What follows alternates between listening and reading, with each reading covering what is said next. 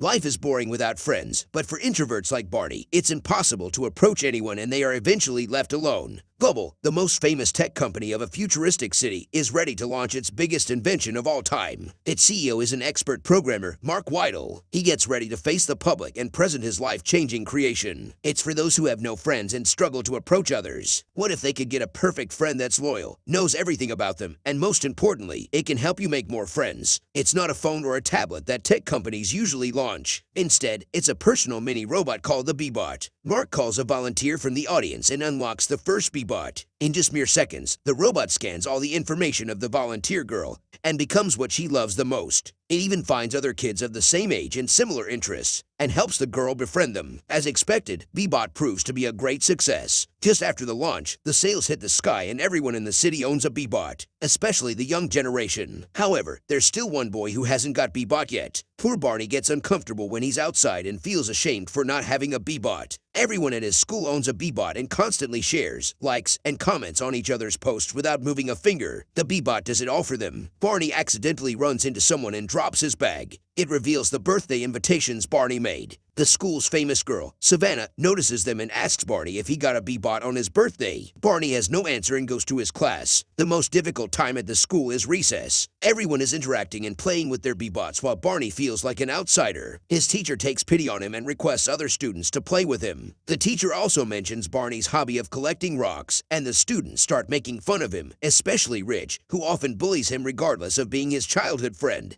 Barney returns home with a sad face and greets his father, Graham, who is always occupied with his work. Barney's mother died years ago, and he lives with his father and his sweet grandma. Despite being old, Grandma takes care of all the chores and prepares a huge feast for Barney's friends. Graham also wishes him and gives him a rock hammer as a birthday present. Barney didn't like it, but said thanks anyway. He also tells them that no one is coming for the party because they may not have read the paper invitations. Everyone these days uses social media to spread a word. Barney tries to make his dad understand that he needs a Bee-Bot, but Graham believes his son shouldn't get addicted with an expensive electric device. He suggests Barney try hanging out with his classmates more often to make new friends. Barney doesn't want to upset his elders and agrees with them. Suddenly, someone calls at the door and says it's a delivery from Bubble headquarters. Barney assumes that his father ordered a Bee-Bot for him, and it turns out to be an ugly prank done by Rich. Graham sees the whole incident and finally realizes that his son wishes to have a Bee-Bot. To make his day special, Graham and Grandma drive to Bubble headquarters in a rush. The company is closed before they reach there, but one of the employees answers their queries. Graham doesn't earn enough, so he wants to buy the Bee-Bot in exchange for his goat. The employee refuses immediately, but Grandma finds a cheap deal. She buys a defective Bee-Bot from a staff member and gives it to Barney. The innocent boy can't believe his eyes. Now he can fit in with his schoolmates. Barney turns on the robot, but it starts to glitch and takes too long to initialize. It can't even connect to the internet to download more settings. Barney tries to take it to the school, but as soon as they get out, Bee-Bot gets hit by a car. Barney advises his bot to stay at home and learn more about him. At school, Barney proudly tells his classmates that he also got a Bee-Bot now and will bring it soon. When Barney gets back home, he finds his room in a huge mess. In the name of getting to know him, Bee-Bot has destroyed all of Barney's belongings and even takes risky steps. Barney realizes that the bot is defective and takes it to Bubble headquarters for a repair. On his way, he runs into Rich again, who makes fun of Barney's weird Bee-Bot. He even hits the Bee-Bot in its face. Surprisingly, the bot hits back. Rich hits harder, but gets an equal attack in return. Bee-Bot makes those bullies run for their lives. Apparently, this Bee-Bot doesn't have safety software installed like the other ones, and Barney is loving that. He changes his mind and decides to keep the bot. However, Rich had already called the police, who took Barney and the Bee-Bot to the Bubble headquarters. They even call his family and ask where they bought the Bee-Bot. To protect himself from any charges of illegal purchase, Graham let the company destroy the Bee-Bot. However, Barney can't lose the only friend he has and runs after Bee-Bot. It's about to get crushed, but Barney saves it in time. He runs around the company to hide from the police, but eventually gets caught. The Bee-Bot escapes again and Barney hides it. He decides to keep the Bee-Bot a secret from everyone so it doesn't get crushed. He names him Ron and starts teaching him everything about friendship.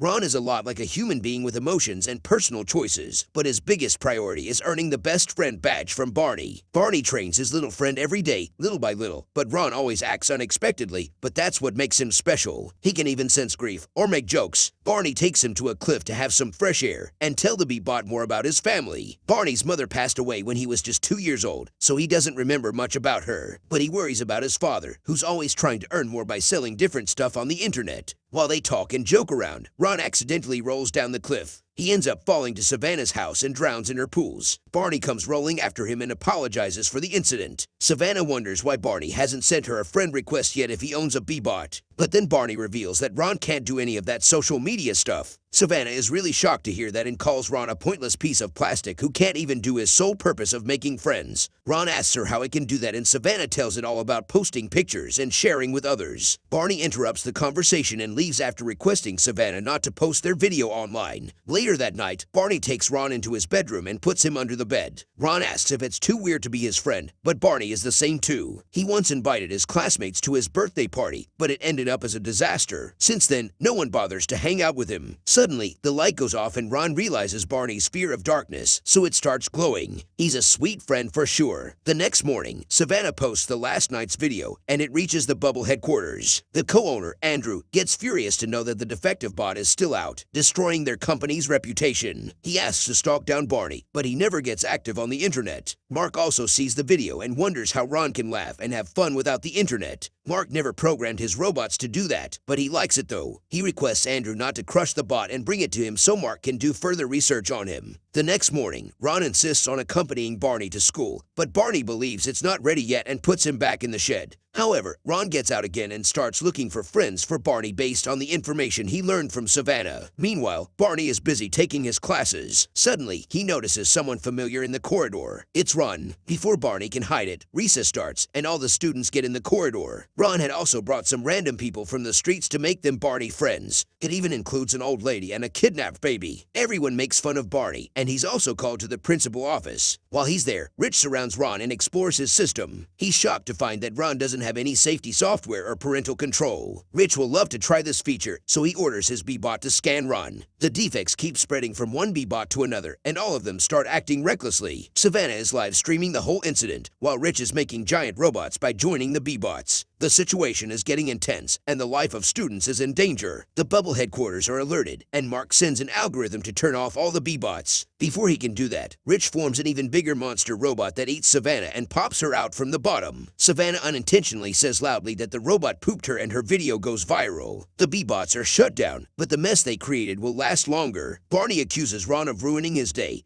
and in return, Ron gets upset and decides to leave Barney's side forever. They both choose to live in their separate ways. Meanwhile, the Bubble headquarters is flooded with parents' complaints about the B-bots. Mark suggests letting the B-bot have a unique personality like Ron, but Andrew doesn't agree. He also mocks Mark being a lonely weirdo since his childhood whose best friend was a skateboard. Mark gives up and lets Andrew handle the matter in his way. Andrew plans to blame everything on the technical staff for secretly selling a defective unit. Afterward, he will take down all the incident videos off the internet and pay the school's principal to keep his mouth shut. He also reaches Barney's house to capture Ron. Barney hides in the shed and starts missing his little friend. Suddenly, he hears a rustle and notices that Ron is there trying to fit in its box. It's getting ready to get back to authority as Barney doesn't want to be his friend anymore. Barney hugs it and apologizes for his rude behavior. He wants to run away with Ron so the Bubble headquarters can't catch them. They hide in Savannah's lawn, but this time she doesn't tell anyone about them. She's having a bad time because of her poop video and everyone making fun of her. Barney feels sorry for her, but he must keep running to protect Ron. They hide in the woods and enjoy the natural atmosphere. A few days have passed like this. Meanwhile, Barney's family is anxiously looking for him. They also ask Savannah, and this makes her feel guilty. She gathers her other classmates and asks why they can't be good friends like they used to be in their childhood. They must unite again and rescue Barney from the woods. Andrew is spying on them. He has been using the B-bots to access the public's sensitive information. Andrew sends the army of B-bots to locate Barney. Ron's battery is running out and Barney was looking for an electric switch when he ran into the B-bots. Andrew succeeds in finding them, but hides it from his staff and lets the kids suffer in the woods. By the next morning, Barney burns out all of his energy. Moreover, he's an asthma patient and loses consciousness without his inhaler. Ron wakes up with the last percent of his battery and carries Barney out of the woods. Savannah and other students rush to them and take Barney to the hospital. When he wakes up, Mark comes to meet him and reveals that he fixed Ron. Barney wants back his friend the way he was. Ron's previous data is stored in the storage at the Bubble headquarters. Mark agrees to help, but he has been kicked out of the company. So Graham and Grandma take the lead and enter the headquarters in disguise. They interrupt the power of the whole building, and Barney gets enough time to reach the storage. Mark is hacking into the security system and opens all the doors to help Barney reach the central storage. The power is out again, and there's no way Barney can find Ron in such a huge place. Suddenly, he notices a glowing chip nearby. It's Ron trying to comfort Barney. The boy delightfully takes the chip and installs it back to Ron. Before leaving the control room, Barney sees the Bebot's recordings of his classmates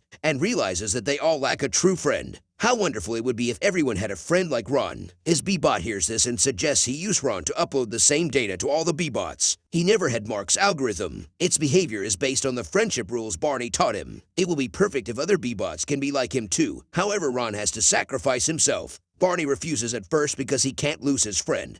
But then he realizes that every other kid also deserves the happiness he feels. Ron uploads data on all the Bebots and disappears himself. Meanwhile, Marc warns Andrew of revealing his true face to the public, and he gets back his CEO's position. A few months have passed. Every kid is enjoying the new version of their bots, while Barney has made some real-life friends to hang out with. In the race of getting more interaction on social media, we are left with no time to make real friends. It's time to bring a change.